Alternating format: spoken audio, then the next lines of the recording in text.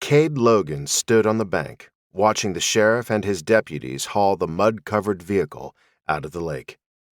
The cane groaned as the auto tilted upward, the rear end lifting into the air, the front wheels dragging across the spongy earth. Brackish lake water poured out through the open windows, along with weeds and silt. Even a few silverfish had made the car their home. For 8 long years, Kade had been haunted by the mystery of what had happened to the dark green Subaru Forester that had belonged to his dead wife. Oh, he knew where Heather was. In a grave in the old hillside cemetery in Coffee Springs, the small town closest to the ranch. Her body had been found in a shallow depression up in the hills at the base of the mountains outside Denver. Heather had been beaten and strangled.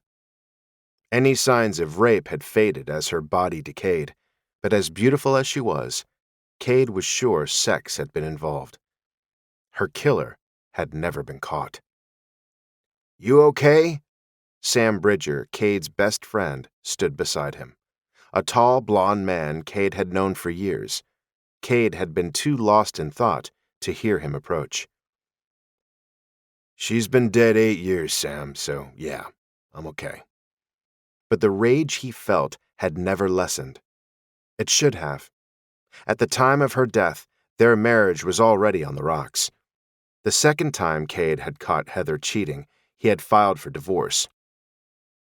"Maybe they'll find something in the car that'll give them a reason to reopen the case," Sam said. Maybe. Kade hoped so.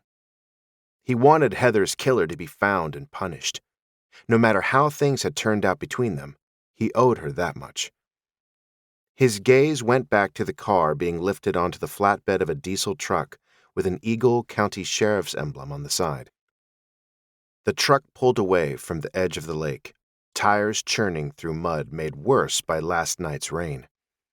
The motor groaned as the vehicle slogged along the little-used, rutted lane to the asphalt road leading toward Eagle, the county seat. The last time Kade had seen the dark green SUV was the night Heather had left him.